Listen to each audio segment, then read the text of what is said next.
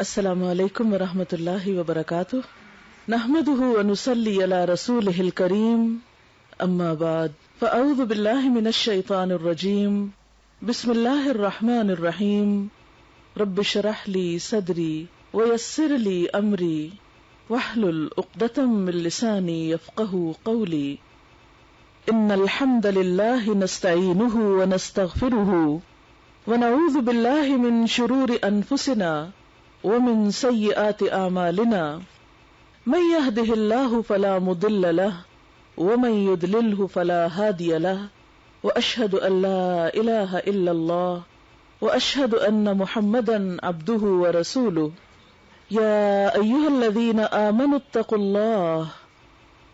الله حق تقاته ولا تموتن الا وانتم مسلمون يا أيها الناس اتقوا ربكم الذي خلقكم من نفس واحدة وخلق منها زوجها وبث منهما رجالا كثيرا ونساء واتقوا الله الذي تساءلون به والأرحام إن الله كان عليكم رقيبا يا أيها الذين آمنوا اتقوا الله وقولوا قولا سديدا يصلح لكم أعمالكم ويغفر لكم ذنوبكم ومن يطع الله ورسوله فقد فاز فوزا عظيما وقال رسول الله صلى الله عليه وسلم والله إني لأخشاكم لله وأتقاكم له ولكني أصوم وأفطر وأصلي وأرقد وأتزوج النساء فمن رغب عن سنتي فليس مني. شکر اور تعریف اللہ تعالیٰ کے لیے ہے.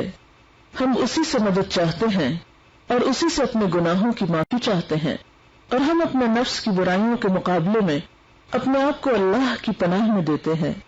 حقیقت یہ ہے کہ جس کو وہ سیدھے راستے پر چلائے اسے کوئی بھٹکا نہیں سکتا، اور جس کو وہ بھٹکا دے اسے کوئی سیدھے راستے پر لا نہیں سکتا. اور میں گواہی دیتا ہوں کہ اللہ کے سوا کوئی معبود نہیں، اور میں گواہی دیتا ہوں کہ محمد صلی اللہ علیہ وسلم اللہ کے بندے اور اس کے رسول ہیں. اے ایمان والو، ٹھیک ٹھیک اللہ کا تقوی اختیار کرو اور مرتے دم تک اللہ کی وفاداری اور اطاعت شاری پر قائم رہو. اے لوگو، اپنے رب کے غضب سے بچو جس نے تمہیں ایک جان سے پیدا کیا اور اسی جان سے اس کا جوڑا بنایا، اور پھر ان دونوں کے ذریعے بہت سے مرد اور عورتیں دنیا میں پھیلا دیے.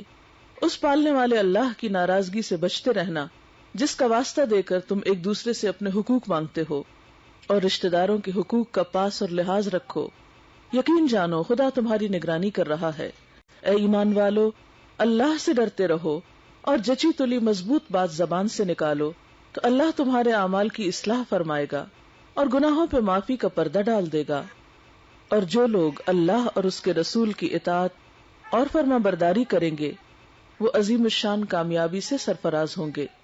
نبی صلی اللہ علیہ وسلم نے فرمایا، خدا کی قسم میں تم سب میں اللہ سے زیادہ ڈرنے والا، تم سب میں زیادہ اس کی ناراضگی سے بچنے والا ہوں. لیکن میرا حال یہ ہے کہ میں کبھی نفل روزے رکھتا ہوں، کبھی بغیر روزے کے رہتا ہوں، کبھی راتوں کو نماز پڑھتا ہوں اور سوتا بھی ہوں، اور میں نکاح بھی کرتا ہوں.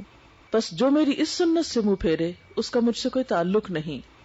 معزز خواتین، اس وقت جو عبارت میں نے آپ کے سامنے پڑھی ہے یہ خطبہ نکاح کی عبارت ہے. نکاح کیا چیز ہے اور اسلام میں نکاح کی کیا اہمیت ہے؟ دنیا میں اس وقت ہم دیکھتے ہیں کہ دو طرح کے نظریے بہت عام ہیں. مرد اور عورت کا جو باہم تعلق ہے، اس سلسلے میں ایک نظریہ تو یہ ہے کہ اسے بغیر کسی قانون، بغیر کسی پابندی اور بغیر کسی بندش کے ہونا چاہیے، جو عموماً مغرب کا جدید نظریہ ہے اور جس کا دوسرا نام آزادی رکھا گیا ہے. اس سلسلے میں دوسری انتہا یہ ہے کہ بعض ادیان میں شادی نہ کرنا اور مرد اور عورت کا ایک دوسرے سے مستقل طور پر الگ رہنا اسے عبادت سمجھا گیا ہے. لیکن اسلام میں نہ پہلی صورت روا ہے اور نہ دوسری صورت. نہ تو اسلام یہ کہتا ہے کہ بغیر کسی پابندی کے، بغیر کسی ذمہ داری کے مرد اور عورت کا تعلق ہو، اور نہ ہی یہ چاہتا ہے کہ وہ ان دونوں کے درمیان ایسا کوئی تعلق ہو ہی نہ، کیونکہ یہ بھی ایک بالکل غیر فطری بات ہے. ان دونوں انتہاؤں کے درمیان میں اعتدال کا راستہ ہے اور وہ اسلام کا راستہ ہے، اور وہ کیا ہے کہ مرد اور عورت کا باہم تعلق ایک قانون کے تحت حقوق اور فرائض کی ادائیگی کے ساتھ اور کچھ ذمہ داریوں کی ادائیگی کے ساتھ ہو۔ پہلے نظریے کو اگر ہم دیکھیں کہ مرد اور عورت کے درمیان کوئی قانونی معاہدہ نہ ہو اور اس کے بغیر دونوں ایک دوسرے کے ساتھ رہے، جب تک دل چاہے ساتھ رہے اور جب دل بھر جائے وہ ایک دوسرے کو چھوڑ جائیں، یہ طریقہ انسانیت کا طریقہ نہیں ہے۔ یہ طریقہ جانوروں میں ہم دیکھتے ہیں کہ ان میں کپلز بنتے ہیں، میٹنگ ہوتی ہے، بچے پیدا ہوتے ہیں، بچے اپنا آپ کچھ سنبھالنے کے قابل ہوتے ہیں تو وہ ایک دوسرے کو چھوڑ دیتے ہیں، اور اگلے سیزن میں وہ کپل الگ ہونے کے بعد کہیں اور کپل بن سکتے ہیں۔ جانوروں میں تو یہ طریقہ ہو سکتا ہے لیکن انسانوں میں نہیں۔ اور جانوروں میں بھی ہم دیکھتے ہیں کہ جب کپلز بنتے ہیں تو جب تک بچے اپنے پاؤں پہ کھڑے نہیں ہو جاتے، اپنی غذا، خوراک، رہائش کا خود انتظام کرنے کے لائق نہیں ہوتے، اپنے آپ کو سنبھالنے کے لائق نہیں ہوتے، اس وقت تک وہ اکٹھے ہی رہتے ہیں، مل کر اپنی ذمہ داریاں نبھاتے ہیں۔ لیکن انسانوں میں بسا اوقات آزادی کے نام پر ایسی صورتحال دیکھنے میں آئی ہے کہ عموماً سارے کا سارا بوجھ عورت کے سر پہ ڈال دیا جاتا ہے، وہی بچے کو پیدا کرے، وہی جنم دے، وہی اس کی جدائی پھر برداشت کرے کہ اسے کہیں کسی جھولے میں چھوڑ آئے یا اپنے پاؤں پہ جس طرح چاہے کلہاڑی مارے۔ لیکن اسلام اس چیز کا سخت مخالف ہے۔ نکاح کے مقابلے میں ایسی صورتحال سفاح یا زنا کہلاتی ہے۔ زنا اسلام میں حرام ہے، کبیرہ گناہوں میں سے ایک گناہ ہے۔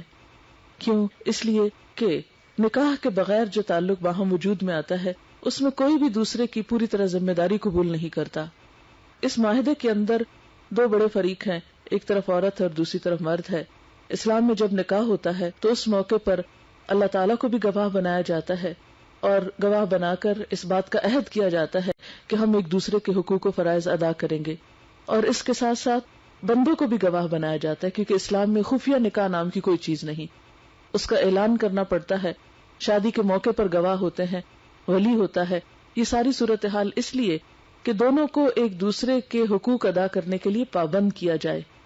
مرد ایک عورت سے بغیر کسی ذمہ داری کے نبھائے فائدہ نہ اٹھائے، وہ عورت کو پوری طرح پروٹیکشن دے، اپنے گھر میں لائے، عزت دے، اور پھر ان سے آگے جو نسل جنم لے اس کو پروان چڑھانے میں مرد پوری طرح کا شریک ذمہ داری ہو۔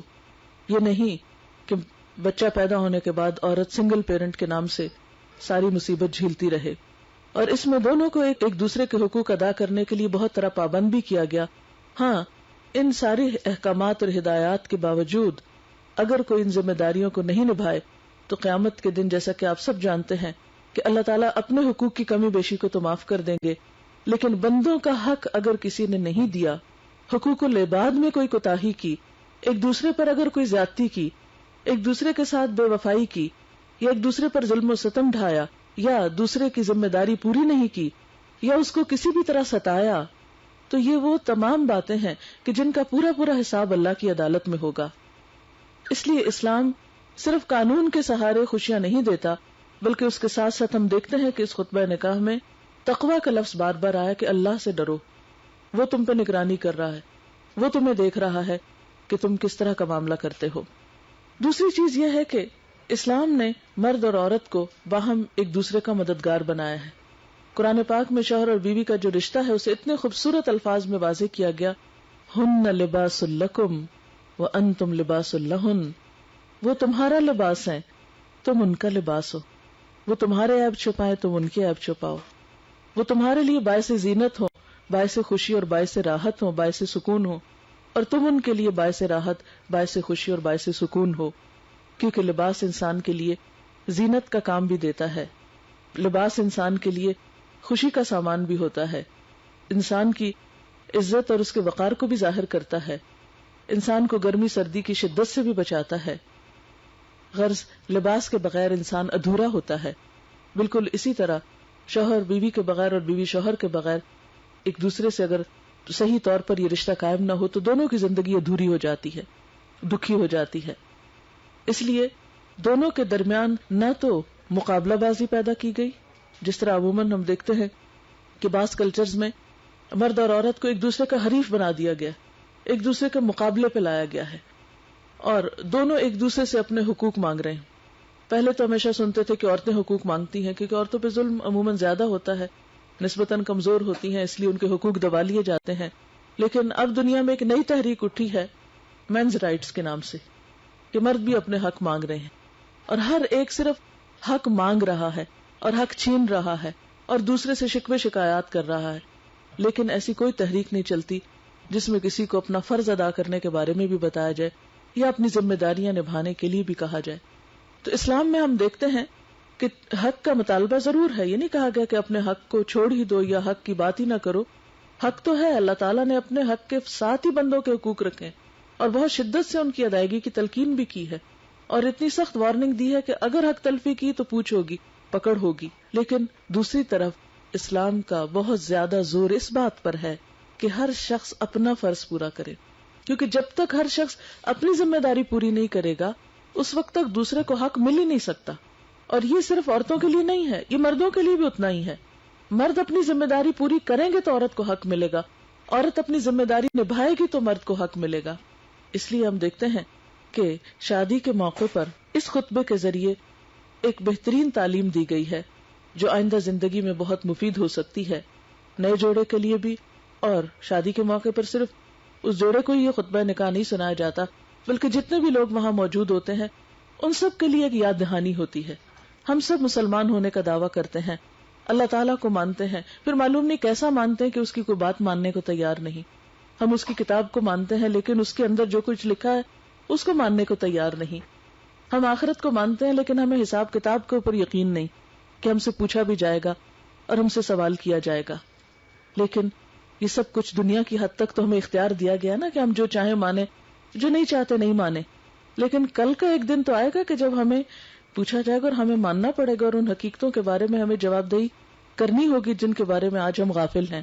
اس لیے آئیے اس موقع پر اس خطبہ نکاح کو دیکھتے ہیں کہ اس میں ہمیں کیا تعلیم دی گئی ہے، اور اس کے بعد مرد اور عورت کی ذمہ داریاں کیا ہیں کہ جن کو نبھانا ضروری ہے، اور ایک دوسرے کے حقوق کیا ہیں جن کو سمجھنا ضروری ہے. کیونکہ شادی شدہ زندگی کی خوشیوں کا انحصار نہ زیادہ مال و دولت پر ہوتا ہے، نہ زیادہ اچھے لباس پر ہوتا ہے اور زیادہ قیمتی زیورات پر ہوتا ہے. شادی شدہ زندگی میں اصل خوشی اس وقت انسان کو ملتی ہے جب دونوں ایک دوسرے کے لیے کیئرنگ ہوں، ایک دوسرے سے محبت کرنے والے ہوں، ایک دوسرے کا دکھ درد محسوس کرنے والے ہوں، اور ایک دوسرے کے لیے شفیق اور مہربان ہوں. اللہ تعالیٰ نے شادی کو اپنی نشانیوں میں سے ایک نشانی قرار دیا ہے. ان الحمد للہ، بے شک تعریف اللہ کے لیے ہے، شکر اللہ کے لیے ہے. کیونکہ شادی ایک خوشی کا موقع ہوتی ہے. خوشی کے موقع پر بندہ مومن کا طرز عمل اور طریقہ کیا ہوتا ہے کہ وہ خوشی دینے والے کا شکر گزار ہوتا ہے. نبی صلی اللہ علیہ وسلم نے فرمایا کہ مومن کا حال بھی عجیب ہے، اور یہ حال مومن کے علاوہ کسی اور کا نہیں ہوتا کہ جب اسے کوئی نعمت ملتی ہے، کوئی خوشی ملتی ہے تو وہ اس پر شکر ادا کرتا ہے، اور اس طرح شکر کی ادائیگی اس کے درجات میں اضافے کا سبب بنتی ہے. اور جب اس کو کوئی تکلیف پہنچتی ہے تو وہ صبر کرتا ہے، اور اس طرح صبر اس کے درجوں میں بلندی کا سبب بنتا ہے. اور آپ دیکھیں کہ ہر دو حالتوں میں سے ایک حالت میں انسان عموماً ہوتا ہے، یا کسی بات پر خوش ہو رہا ہوتا ہے یا کسی بات پر اداس اور پریشان ہو رہا ہوتا ہے. ان دونوں موقعوں پر انسان کو کرنا کیا چاہیے؟ خوشی کے موقع پر اللہ کا شکر ادا کرنا چاہیے، اور تکلیف کے موقع پر صبر. اور صبر کیا ہے؟ اپنے آپ کو کسی بھی نیگیٹو ری ایکشن سے بچانا، کسی بھی منفی خیال سے محفوظ رکھنا، منفی طریقے سے یا اب نارمل ری ایکشن سے اپنے آپ کو بچانا. اس کو اپوزٹ ہم یوں دیکھ سکتے ہیں کہ جیسے میڈیکل کی اصطلاح میں جیسے الرجی ہوتی ہے، تو الرجی کیا ہے؟ دراصل ایک اب نارمل ری ایکشن ہوتا ہے. اسی طرح رویوں میں بھی کچھ الرجیز ہوتی ہیں کہ جس کے مقابلے میں انسان فوری طور پر نیگیٹولی بہیو کرتا ہے یا نیگیٹو ری ایکشن کا شکار ہو جاتا ہے. تو جس طرح جسمانی صحت کے لیے الرجیز کو کنٹرول کیا جاتا ہے، اگر کنٹرول نہ کیا جائے تو انسان کے لیے بعض اوقات بہت ورس کنڈیشنز میں شدید تکلیفیں بڑھ جاتی ہیں. تو بالکل اسی طرح رویوں میں بھی نیگیٹو ری ایکشنز کو اگر شروع میں ہی کنٹرول کر لیا جائے تو انسان کے لیے بہت آسانی پیدا ہو جاتی ہے، اور اگر اس کو چھوڑ دیا جائے تو بعض اوقات انسان کی جان کو خطرہ ہو جاتا ہے، انسان کے ایمان کو خطرہ ہو جاتا ہے. تو زندگی دھوپ اور چھاؤں کا نام ہے، کبھی دن ہے اور کبھی رات ہے. کبھی روشنی اور کبھی اندھیرا ہے، کبھی خوشی اور کبھی غم ہے. کوئی انسان ان دو حالتوں سے خالی نہیں ہے. ہمارا امتحان کیا ہے؟ ہم سے دیکھا یہ جا رہا ہے کہ ان دونوں حالتوں میں ہمارا رویہ کیا ہے، ہم کس طرح کا معاملہ کرتے ہیں. اور چونکہ ہم تنہا تو رہ نہیں سکتے، ہمیں رہنا انسانوں کے بیچ میں ہی ہے. یہ نہیں ہو سکتا کہ ہم ساری دنیا کو کاٹ لیں اپنے سے، یہ پاسبل ہی نہیں، کیونکہ لوگ ہماری ضرورت ہے. یہ نہیں ہو سکتا کہ ہم سب سے ایکسکلوڈ ہو جائیں، الگ اپنی کوئی دنیا بسا لیں، پاسبل نہیں. یہ بھی نہیں ہو سکتا کہ سب لوگ ہماری مرضی کے ہو جائیں، یہ امپاسبل ہے، کیونکہ ہر انسان کی اپنی ایک سوچ ہے، اپنا خیال ہے، اپنا مزاج ہے، اپنے پیمانے ہیں. اس لیے اس چیز کی توقع رکھنا اور خوشی اس چیز کو سمجھنا، یا اس ایسی خوشی اور ایسی راحت کے حصول کے لیے کوشش کرنا کہ سب لوگ ہماری طرح سوچنے لگے اور سب لوگ ہماری مرضی کے مطابق کام کرنے لگے، تو یہ ناممکنات میں سے ہے. اس لیے کبھی انسان کی مرضی کے مطابق حالات ہوتے ہیں اور کبھی مرضی کے خلاف حالات ہوتے ہیں. قریب سے قریب رشتوں میں شوہر جیسا رشتہ جس سے ایک وقت میں بہت محبت ہو سکتی ہے، دوسرے وقت میں کوئی ایسا اس کی طرف سے معاملہ یا رویہ سامنے آ سکتا ہے کہ جو انسان کے لیے سخت ناپسندیدہ ہو سکتا ہے. ایسی صورت میں انسان کو اگر خوشی کا وقت یاد نہ رہے اور اگر نعمت کا وقت یاد نہ رہے اور وہ صرف ایک چھوٹے سے غلط معاملے کو ایشو بنا کر اپنی خوشیوں کو برباد کر لے تو یہ کوئی عقل مندی کی بات نہیں. بہرحال شادی کے موقع پر ان الحمدللہ، خوشی کے موقع پر الحمدللہ کہنا نعمت کی حفاظت کا ذریعہ بنتا ہے. نستعینہ، ہم اس سے مدد چاہتے ہیں، کیونکہ ایک مشکل ڈیسیژن ہوتا ہے، مشکل مرحلہ ہوتا ہے. ہر مشکل مرحلے پر انسان جب اپنا معاملہ اللہ کے حوالے کر دیتا ہے تو ہر مشکل آسان ہو جاتی ہے. پرسکون رہنے کا راز یہی ہے کہ بہت سے ایسے معاملات میں انسان جو زندگی میں مشکل مرحلے ہوتے ہیں ان میں اپنے طور پر کوشش کرنے کے بعد اللہ پر بھروسہ کرے اور اس سے مدد مانگے، دعا کے ساتھ، صبر کے ساتھ. وَنَسْتَغْفِرُهُ، اور ہم اس سے بخشش چاہتے ہیں. عموماً ہوتا یہ ہے کہ اللہ تعالیٰ ہمیں خوشیاں دیتا ہے اور اسی موقع پر ہم اس کی ناراضگی کے کام کرتے ہیں. بہت سارے ہمارے رویے شادیوں کے موقع پر ایسے ہوتے ہیں. مثلاً اللہ تعالیٰ ہی کا حق نماز بھول جاتے ہیں، تو کہتے شادی کے دن بھی نماز پڑھیں گے، دلہن بھی نماز پڑھے گی. ایسا لباس پہن لیتے ہیں، ایسا میک اپ کر لیتے ہیں کہ نماز، وضو، طہارت وہ سب کی سب محال ہو کے رہ جاتی ہے. لیکن آپ خود سوچئے کہ نماز تو کسی حال میں معاف نہیں. کہیں نہیں کہا کہ جس دن انسان دلہن بنے اس دن نماز معاف ہے، نہ سفر میں معاف ہے، نہ بیماری میں معاف ہے، نہ ہی شادی کے موقع پہ معاف ہے. نماز تو نماز ہے، فرض تو فرض ہے، اس کے بارے میں تو پوچھ ہوگی. پھر اسی طرح عموماً حقوق العباد میں کمی بھی جب بہت سے لوگ اکٹھے ہوتے ہیں تو کچھ نہ کچھ ہو ہی جاتی ہے. کسی کی بات ہو جاتی ہے منہ سے، کسی کے لباس پہ انسان ہنس پڑتا ہے، کسی کے کسی اور رویے پر کوئی ناک بو چڑھاتا ہے، تو یہ تمام چیزیں بد اخلاقی کا حصہ بن جاتی ہیں. اللہ تعالیٰ کے ہاں تو ایک ایک ہمارا ایکشن لکھا جا رہا ہے. ہم آنکھ کے اشارے سے بھی اگر کسی کا مذاق اڑائیں گے تو قرآن پاک میں اللہ تعالیٰ فرماتے ہیں یعلم خائنۃ الاعین، وہ آنکھوں کی خیانت تک سے واقف ہے کہ کہاں نگاہ پڑی اور کس کے لیے کس انداز میں دیکھا گیا. ہماری ایسی مسکراہٹیں جو دوسروں کے لیے طنز کا درجہ رکھتی ہیں یا دوسروں کی دل خراشی کا سبب بنتی ہیں، ان کا بھی حساب لیا جائے گا. ایسی گفتگو جو دوسروں کی دل آزاری کا سبب بنتی ہے وہ بھی لکھی جاتی ہے. ما یلفظ من قول الا لدیہ رقیب عتید. تو عموماً یہ ہوتا ہے کہ جب آپ اکیلے بیٹھے ہوتے، گھر میں ایک دو لوگوں سے معاملہ ہے تو اس میں غلطیاں کم ہوتی ہیں. لیکن جب بہت سارے لوگ اکٹھے ہوتے ہیں تو غلطیوں کا امکان زیادہ بعض اوقات ہو جاتا ہے. شاید ہی کوئی شادی ایسی ہو کہ جس سے واپسی پر انسان تبصرے نہ کرے، مختلف لوگوں کے آمد و رفت پر، رویوں پر، کھانے پینے پر، مختلف چیزوں پر. پھر اسی طرح بعض اوقات ریاکاری اور دکھاوے کا عنصر بھی شامل ہو جاتا ہے، بعض اوقات اسراف ہوتا ہے. یعنی اگر ہم ایک لسٹ بنانے لگے کہ شادی کے موقع پر کون کون سے گناہ ہوتے ہیں ہم سے، تو ایک لمبی لسٹ بن جائے گی.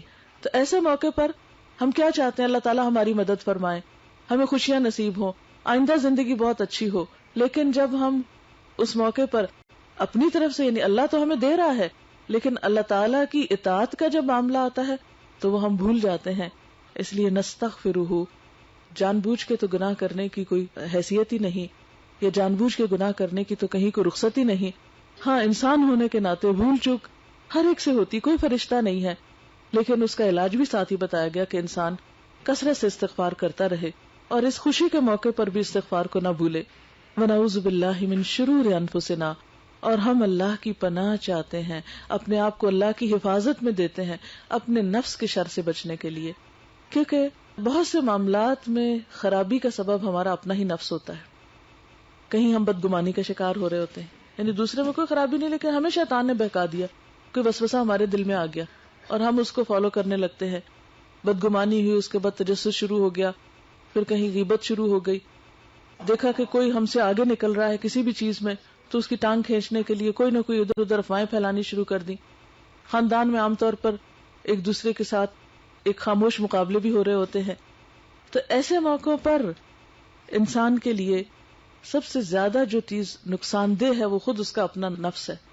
بہت سارے ہمارے گناہ ہمارے نفس کی خرابی سے وجود میں آتے ہیں، اور اگر انسانوں کے ساتھ تعلقات کی خرابی دیکھی جائے تو اس میں تو ہے ہی سراسر ہمارا نفس. کسی کو عزت یا احترام دینے میں ہم جو کمی کرتے ہیں یا کسی کا حق دینے میں جو کمی کرتے ہیں، ان سب میں ہمارا نفس حائل ہوتا ہے. اور نفس کی خرابی اور نفس کی شر کیا ہے؟ جیسے شیطان نے کہا تھا انا خیر منہ، میں دوسرے سے زیادہ اچھا ہوں، یعنی تکبر. جب تک انسان کے اندر تکبر رہتا ہے اور وہ ہر طرف اپنی بڑائی ہی بڑائی دیکھنا چاہتا ہے اور کسی دوسرے کی بڑائی اس کو پسند نہیں آتی کسی بھی طرح، تو ایسی صورت میں انسان سے پھر بہت سی خطائیں ہوتی. غیبت، چغلی، جھوٹ، الزام تراشی، ان بہت سی خرابیوں کی اصل جڑ جو ہے یہی نفس کی خرابی ہے. اور آپ دیکھیں کہ عموماً آپ بھی دیکھ رہے ہیں، ہم سب دیکھ رہے ہیں کہ ہمارے بڑوں میں جو شادیاں ہوتی تھی اس میں کبھی کہیں کہیں کوئی طلاق کا لفظ سننے میں آتا تھا، بہت ہی برا محسوس ہوتا تھا اور بہت ہی ناگوار چیز ہوتی تھی. لیکن فی زمانہ اب اس کی تعداد میں، اس کی شرح میں اتنی زیادتی ہو گئی، اتنی کثرت ہو گئی ہے جو کہ ہم سب کے شعور کو جھنجھوڑنے کے لیے کافی ہے کہ ہم ہوش میں آئے کہ آخر کیا وجوہات ہیں، کون سی ایسی چیزیں ہیں کہ جو اچھے بھلے خوشیوں سے بھرے گھر کو، خوشیوں بھرے پیار بھرے رشتوں کو ایک دم نفرتوں میں بدل دیتا ہے. اور نفرتیں بھی وہ جو ختم ہونے کا نام نہیں لیتی، اور نفرتیں بھی وہ جو ایک دوسرے کو معاف کرنے کا ذریعہ نہیں بن رہی. دلوں میں اتنی تنگی ہو گئی ہے، یعنی دنیاوی اعتبار سے وسعت ہونے کے باوجود دل اتنے چھوٹے ہو گئے ہیں کہ چھوٹی چھوٹی خطائیں ایک دوسرے کی معاف نہیں کر سکتے اور معاف کرنے پر تیار نہیں ہوتے، اور چھوٹی چھوٹی چیزوں کو عذر اور بہانہ بنا کر ہم اپنے لیے بڑے مسائل کھڑے کرتے ہیں. ان ساری چیزوں کی اصل جڑ جو ہے وہ ہم خود ہوتے ہیں، ہمارا اپنا نفس ہوتا ہے. جب ہماری مرضی پوری نہیں ہوتی، ہمیں کوئی چیز اچھی نہیں لگتی، تو ہم اس چیز کی کوشش کرتے ہیں کہ سب چیزیں ہماری مرضی کے مطابق ہوں. نتیجہ یہ ہوتا ہے کہ وہ مطابق تو کیا ہوتی ہیں، بہت سی وہ نعمتیں جو ہمیں اللہ تعالیٰ کی طرف سے ملی ہوتی ہیں ان کو بھی ہم اپنے ہاتھ سے کھو بیٹھتے ہیں. اسی لیے آگے اللہ تعالیٰ فرماتے ہیں جس کو اللہ ہدایت دے اسے کوئی نہیں بھٹکا سکتا، جس کو وہ بھٹکا دے اسے کوئی ہدایت نہیں دے سکتا. اس کا مطلب نہیں کہ اللہ تعالیٰ نے کچھ لوگوں کے لیے ایک فیصلہ کر رکھا ہے اور کچھ لوگوں سے ابدی ازلی نفرت کر رکھی کہ ان کو تو ہدایت نہیں دینی. ایسا معاملہ نہیں ہے. اللہ تعالیٰ کا ایک ہدایت کا قانون ہے، کس کو سیدھا راستہ دکھانا ہے، کس کو اپنے راستے پہ چلانا ہے. اس کے لیے قرآن پاک میں آتا ہے وَيَهْدِي إِلَيْهِ مَن يُنِيبُ، وہ اس کو اپنی طرف آنے کا راستہ دکھاتا ہے جو رجوع کرتا ہے، جس کے اندر انابت ہوتی ہے، پلٹنے کا جذبہ ہوتا ہے، جس کے اندر عاجزی ہوتی ہے. ایک اور جگہ پر فرمایا وَالَّذِينَ جَاهَدُوا فِينَا لَنَهْدِيَنَّهُمْ سُبُلَنَا، جو لوگ ہمارے راستے میں جد و جہد کریں گے ان کو ضرور ہم اپنا راستہ دکھائیں گے. تو اس سے بھی کیا پتہ چلتا ہے کہ اللہ تعالیٰ کا قانون ہدایت جو ہے، یا اللہ تعالیٰ کے ہدایت دینے کا جو فلسفہ ہے وہ کیا ہے کہ جو ہدایت لینا چاہے گا، جو صحیح راستے پہ چلنا چاہے گا، جو اس کا خواہش مند ہوگا، جو اس کا متلاشی ہوگا، جو اس کا شوق رکھے گا، اس کو اللہ تعالیٰ ضرور راستہ دکھائیں گے. بالکل ایسے جیسے چلنے والوں کو راہیں مل ہی جاتی ہیں، جیسے ہم عام زبان میں بھی کہتے ہیں جتھے چاہ اتھے راہ. تو جب چاہ ہوگی تو راہ ملے گی نا. چاہ اور راہ جو ہے یہ ساتھ ساتھ چلتی ہیں، اگر چاہ نہیں تو راہ بھی نہیں ملے گی.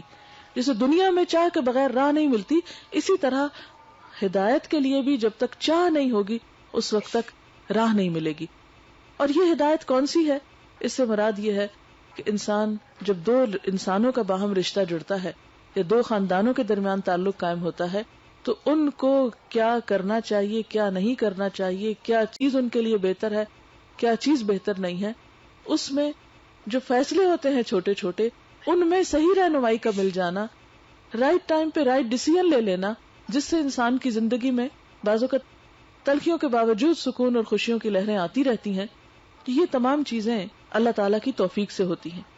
پھر اس موقع پر کلمہ شہادت ہے اشہد ان لا الہ الا اللہ، کہ انسان شادی کے موقع پر بھی اپنے رب کو نہ بھولے، اپنے رہنما محمد صلی اللہ علیہ وسلم کے طریقوں کو نہ بھولے اور اس موقع پر پھر ایک تجدید ہوتی ہے. اب دیکھیں بچہ جب پیدا ہوتا ہے تو اس کے کان میں اذان دی جاتی ہے, کلمہ پڑھا جاتا ہے. جب کوئی فوت ہونے لگتا ہے تو اس وقت بھی کلمہ پڑھا جاتا ہے. تو اسی طرح شادی بھی زندگی کا ایک بہت زبردست ٹرن ہوتا ہے.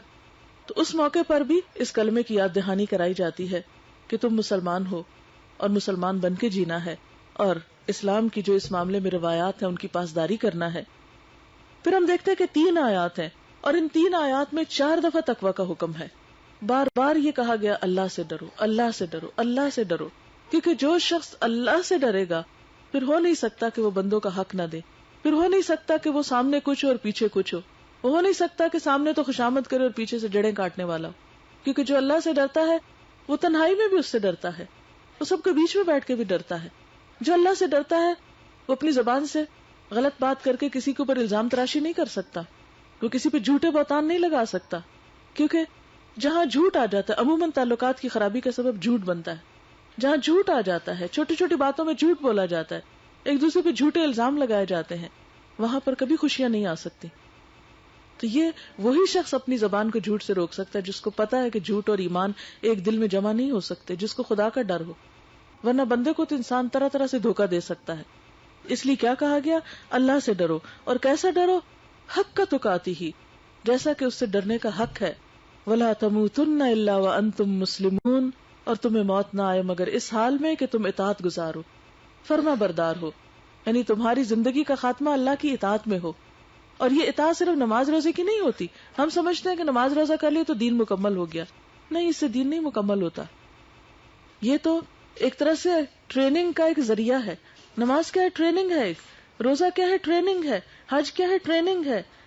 زکوٰۃ کیا ہے, نفس کی ٹریننگ ہے کہ اپنے مال میں سے لازمی طور پر دوسروں کو دو, یعنی لازمی طور پر دینا آئے گا تو پھر تم جہاں لازم نہیں ہوگا وہاں بھی دینے کے قابل ہوگی. اور جو فرض ادا نہیں کرتا وہ کسی پہ نفل اور دوسرے خیر اور بھلائی کو عام کیسے کر سکتا ہے, یعنی جو اپنا فریضہ ادا نہیں کر سکتا وہ کسی کے ساتھ فریضے کے بغیر کیسے بھلائی اور اس کی خیر خواہی کر سکتا ہے.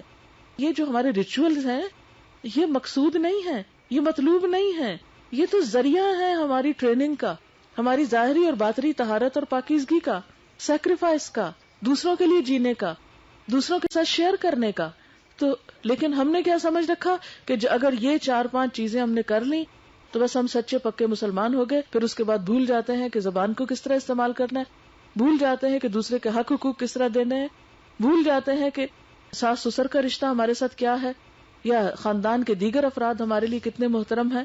اس لیے بار بار اللہ تعالیٰ یہاں پر تقویٰ کا حکم دے رہے ہیں اور اللہ کے خوف کی بات ہو رہی ہے. پھر اس کے بعد خاص طور پر جو دوسری آیت ہے اس کے آخر میں فرمایا ان اللہ کان علیکم رقیبا, یقیناً اللہ تم پر نگرانی کر رہا ہے. اور یہ نگرانی کا احساس بھی کیوں دلایا گیا کہ جس شخص کو یہ احساس ہوگا کہ میری نگرانی ہو رہی ہے پھر وہ غلط کام نہیں کرے گا. اب جب کبھی بھی ہم کانشیس ہونا کہ ہمیں کوئی دیکھ رہا ہے تو ہم ایک دم سمٹ جاتے ہیں, کانشیس ہو جاتے ہیں, ہم اپنی گفتگو کو بھی محتاط طریقے سے کرتے ہیں اور معاملہ بھی احتیاط کے ساتھ کرتے ہیں. لیکن اگر ہمیں یہ ہو کہ نہیں کوئی نہیں ہمیں پوچھنے والا, یا مجھے کسی کے آگے جواب نہیں دینا, میں کسی سے نہیں ڈرتا, مجھے کسی کی پرواہ نہیں, یہ جملے کتنے عام ہیں نا ہمارے معاشرے میں, مجھے نہیں کسی کا ڈر, مجھے نہیں کسی کی پرواہ. یہ تو متکبرانہ جملے ہیں. کسی کے بھی نہ ہو, خدا کے آگے تو ہم جواب دیں ہیں نا, ٹھیک ہے ہم انسانوں میں سے کسی سے نہیں ڈرتے, ہم سب کو ذلیل کرنا جانتے ہیں, لیکن خدا بھی تو اوپر ہے. ان اللہ کان علیکم رقیبا, وہ تمہاری نگرانی کر رہا ہے, وہ دیکھ رہا ہے کون کس پہ زیادتی کرتا ہے, کیونکہ اسے تو اپنی ساری مخلوق سے پیار ہے, ہم ہی تو اس کے لاڈلے نہیں ہیں, اسے سارے بندوں سے پیار ہے. لہذا جو جس پر زیادتی کرے گا اس کا پورا پورا ریکارڈ رکھا جائے گا, حساب رکھا جائے گا. ایک حدیث میں آتا ہے کہ اس طرح قیامت کے دن انسانوں کے حقوق کے بدلے دلوائے جائیں گے, حتیٰ کہ جانوروں میں سے اگر ایک سینگ والی بکری نے بغیر سینگ والی بکری کو دنیا میں سینگ مارا ہوگا تو قیامت کے دن اس کا بھی بدلہ ہوگا. تو یہ نہیں کہ ہم زیادتیاں کر جائیں اور دنیا میں کوئی ہمیں پوچھ پکڑ نہ سکے تو ہم سمجھیں کہ ہمارا کچھ نہیں بگڑا. ٹھیک ہے وقتی طور پر اگر کچھ نہیں بگڑتا, لیکن اللہ تعالیٰ کے ہاں خاموشی کے ساتھ سب کا حساب لیا جائے. اسی لیے تو قیامت کا دن رکھا گیا, اسی لیے تو اس کو ڈے آف ججمنٹ کہا گیا, ورنہ اس کا نام ڈے آف ججمنٹ کیوں ہے؟ ڈے آف ججمنٹ اسی لیے ہے کہ جج کیا جائے کہ کون کیا لے کر آیا ہے اور کون کس سلوک کا مستحق ہے. پھر اس کے بعد جو تیسری آیت ہے اس میں کیا فرمایا کہ لوگوں اللہ سے ڈرو اور سیدھی بات کیا کرو. تو اللہ تمہارے اعمال کی اصلاح کر دے گا اور تمہارے گناہوں کو معاف کر دے گا. اب یہ جو بات ہے کہ سیدھی بات کیا کرو، شادی کے موقع پر عام طور پر اسی سے ہی پرہیز کیا جاتا ہے. ہر بات کو بل پھیر دے کے، چھپا کے، ادھر سے ادھر پردہ رہ جائے، اور یعنی ہر موقع پر ایک یوں کہیے دوسرے لفظوں میں جیسے بس ظاہری رکھ رکھاؤ اور ظاہری خوشنمائی پیدا کی جاتی ہے ہر معاملے کے اندر. اور بہت سارے فیکٹس جن کو ہمیں فیس کرنا ہے اور جو لائف کی بہت بڑی حقیقتیں ہیں ان کو ہم اگنور کر دیتے ہیں، چھپا جاتے ہیں. اور پھر آپ دیکھیں کہ شادی کا رشتہ تو ایسا جس میں کتنا کیا چھپائیں گے. بعض لوگ رشتہ کرتے ہوئے ایجوکیشن غلط بتاتے ہیں، بعض لوگ جاب کا غلط بتائیں گے، سیلری غلط بتائیں گے، حسب نسب بعض اوقات غلط بتائیں گے، بعض اوقات اور ایسی غلط باتیں کریں گے کہ جس کی وجہ سے وقتی طور پر کام چل جائے. اور پھر ہوتا کیا ہے، جس تعلق کی بنیاد ہی جھوٹ پہ پڑ رہی ہو، جس کی گاؤں وغیرہ میں تو یہاں تک رواج ہوتا ہے کہ کسی کے مانگ تانگ کے زیور لے جاتے ہیں، شو یہ کرتے ہیں یہ سب کو ہم ڈال رہے ہیں، اور پھر شادی کے اگلے ہی دن مانگنے لگ جاتے ہیں. اب وہ لڑکی جس کو نہیں پتا ہوتا یہ میرے ہیں یا کسی کے، ایک دن دیا جاتا اور اگلے دن چھینا جاتا، اور اسی چھینا جھپٹی میں ایک دوسرے کے دل زخمی کیے جاتے ہیں. ایسی زندگی میں لطف کیا ہے؟ ایسی زندگی کی خوشی کیا ہے؟ کچھ بھی تو اس کی حقیقت نہیں. اور حقیقت یہ ہے کہ جب انسان دوسرے کو دھوکہ دیتا ہے تو حقیقت میں خود ہی کو دے رہا ہوتا ہے، لیکن انسان کو شعور نہیں ہوتا، احساس نہیں ہوتا. اور اس آیت کے آخر میں یہ بھی فرمایا گیا کہ وَمَن يُطِعِ اللَّهَ وَرَسُولَهُ فَقَدْ فَازَ فَوْزًا عَظِيمًا، جو اللہ اور اس کے رسول کی اطاعت کرے گا، فرما برداری کرے گا، وہ عظیم الشان کامیابی پائے گا. اب یہ اطاعت کس چیز میں ہے، یہ فرما برداری کس چیز میں ہے؟ یہ شوہر اور بیوی کے ایک دوسرے کو حقوق دینے میں ہے.